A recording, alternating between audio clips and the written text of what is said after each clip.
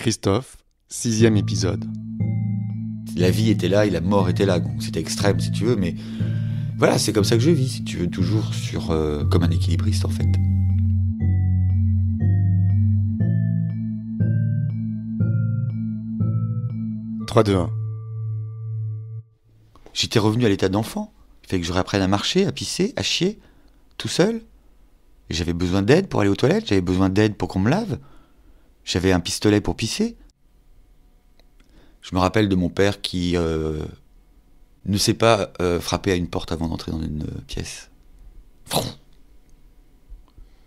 À la fois, j'avais le téléphone dans ma chambre, donc je continuais d'être en lien avec l'extérieur. Le téléphone a été très utile, il y a eu d'énormes heures passées au téléphone avec des gens qui m'ont écouté. En fait, c'est la première fois de ma vie où j'ai demandé de l'aide. C'était en décembre. Le 31 janvier, il y avait le réveillon qui était organisé dans la maison où mes amis sont venus. Mes amis sont arrivés, il y a eu le dîner, j'étais en fauteuil. Il y avait Sylvie, son mari, Sandrine. Et là, comme cadeau, j'ai eu une machine à rouler des pétards. Parce que je ne dormais plus. Je ne dormais plus du tout. Je devenais fou. Un homme sans sommeil, c'est une torture. Qu'est-ce qui t'empêchait de dormir ? Marcher. L'obsession. Marcher. Marcher. Marcher. Marcher. Le peu de temps où je dormais, donc j'ai essayé les cachets, les somnifères, machin, rien ne marchait. Et que la marijuana. Le cannabis. Je sais plus comment je l'ai eu, comment c'est arrivé chez moi, mais j'ai dû fumer 2 taffes de cannabis et j'ai dormi. Donc tu reprends des forces dans le sommeil. Je me souviens d'un rêve. Je courais dans un champ. C'était le champ dans lequel je ramassais les primes vertes pour ma mère quand j'avais 5 ans. Mais tu sais, c'est comme un champ qui n'a pas de fin, c'est-à-dire qu'un horizon qui se repousse à chaque fois. Et au milieu de ce champ, il y avait une pâquerette. Une petite fleur. Mon objectif, c'était d'aller... Je voulais aller chercher la fleur. Je voulais marcher.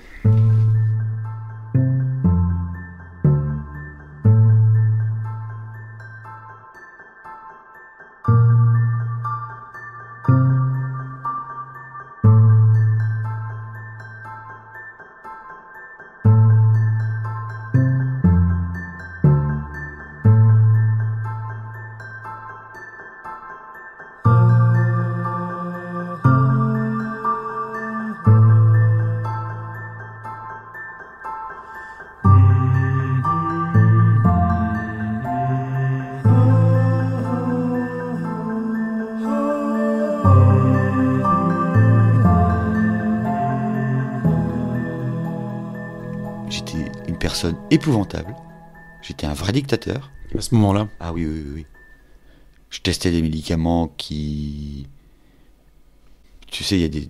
Je sais pas pourquoi je me rappelle, Viramune, Viracep.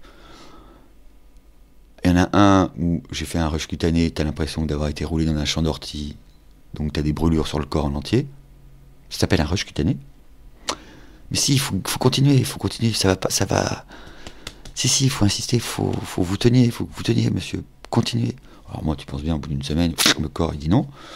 Après, on m'en fout un autre. Et là, j'étais dans un état second, parce que je pense que ça touchait le cerveau. Donc j'étais assis sur le canapé, près de la cheminée, et je bavais. Et à 5h du soir, mes jambes dansaient toutes seules. J'étais pris de spasmes. Et d'une violence, jusqu'à ce que mon corps se tétanise. Là, je crois que j'ai commencé à prendre ce que je prends toujours, d'ailleurs, du Rivotril, donc qui était à l'époque des gouttes qu'on donnait aux épileptiques. Alors là, ça te casse bien, parce que j'avais besoin de ça. Donc mon médecin, en fait, de Bretagne, Jean-Luc, me dit... Donc j'étais condamné, il n'y avait pas d'issue, pas de médicaments, plus de système immunitaire, je marchais plus. Il me dit, mais tu sais, il y a quelqu'un que j'aimerais que tu vois. Moi, c'était même plus la peine de voir la gueule d'un médecin. Jean-Luc, lui, parce qu'il était différent, il faisait aussi de l'acupuncture, homéopathe, avec une vision différente du corps, Là, il me dit, écoute, il faudrait que tu ailles voir quelqu'un à Lyon, c'est mon maître d'acupuncture. Tiens, Bretagne, Lyon, fauteuil roulant. Donc au mois de janvier, je dis, bah ok, j'y vais. Et Diane est venue avec moi. Et à l'époque, la SNCF, avec le fauteuil roulant, c'est une aventure. Donc, bon, t'arrives à Lyon, Montparnasse, faut changer de gare, enfin, t'imagines, t'es en fauteuil roulant, quoi. Et on arrive chez Daniel, et pendant 1 heure, il me parle. Et après, il me demande de me déshabiller, donc de mettre en sous-vêtements, en slip, pour m'asseoir sur la table de soins. Sauf que là, il sort un paperboard et un feutre. Et il me dessine un principe de vie. Le masculin, le féminin, la sexualité, Dieu et l'âme. Et là, j'avais oublié que j'avais une âme. Je pense qu'il m'a même pas piqué ce jour-là. Il m'a dit, bon, on se revoit dans 1 mois. Mais il dit, dans 1 mois, je veux plus ta chaise roulante. Tu viens plus en fauteuil roulant.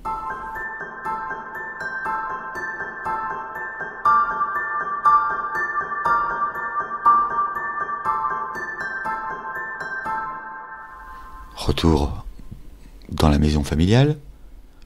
Et en février, je retourne à Lyon.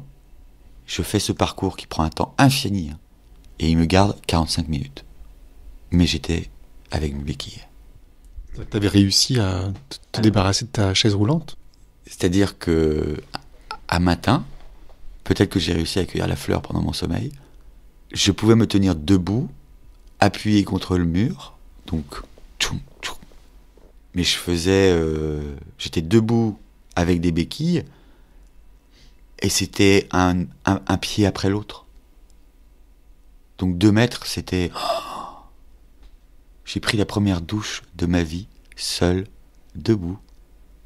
Et là, je sais pas si quelqu'un a déjà ressenti ça, si tu veux, mais... Tu te rappelles de quand t'as pris ta première douche? Non. Moi, oui. J'avais 30 ans. C'était quelle sensation? Ah, une joie, un retour à la vie.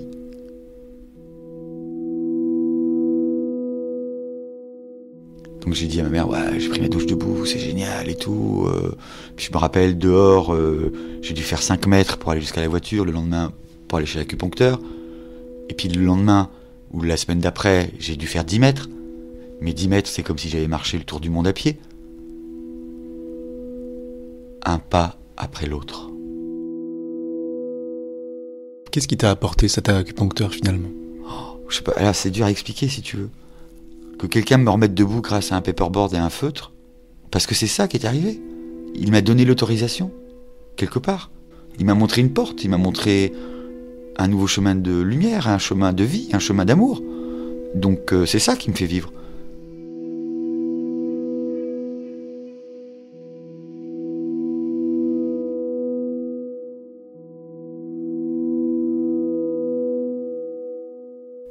Au mois de mai, je marchais.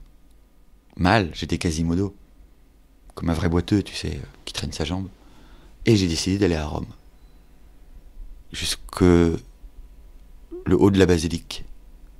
Saint-Pierre. J'ai pris l'escalier. Je crois que je suis le seul mec qui devait arriver épuisé là-haut en disant... J'ai regardé Rome qui était là à mes pieds et j'ai éclaté les bras. Je disais, je marche.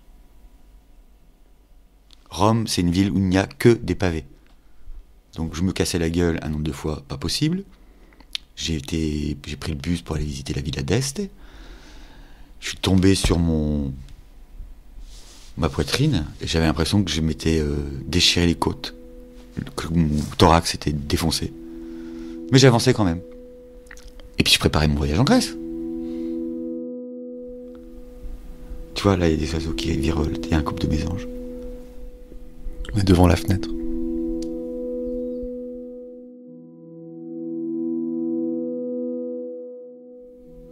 Bah, je boitais.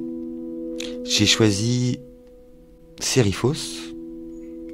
Et puis j'avais une valise qui n'avait que des livres, un ordinateur pour écrire, et des médicaments. Et des médicaments. Et des médicaments. Et je suis parti à Sifnos. Je loue un scooter. Je cachais aux loueurs de scooters que je boitais. Puis l'île était encore pas développée trop pour le tourisme.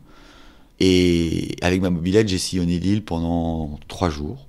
Puis il y avait un endroit qui s'appelle Castro, une ruelle avec des sarcophages de l'époque romaine, des colonnes, du marbre, un blanc où tu peux même pas te promener à midi.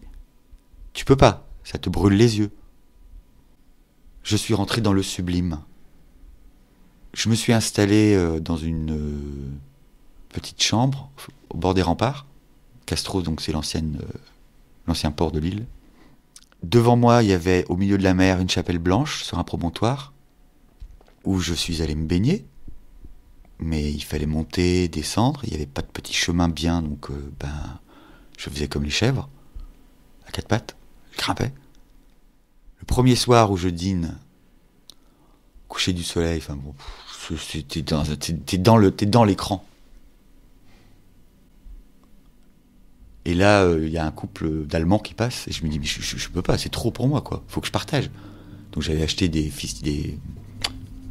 pistaches et une bouteille de blanc. Donc j'ai invité ces 2 personnes à dîner, à prendre l'apéro, en regardant le coucher du soleil avec moi, on discutait.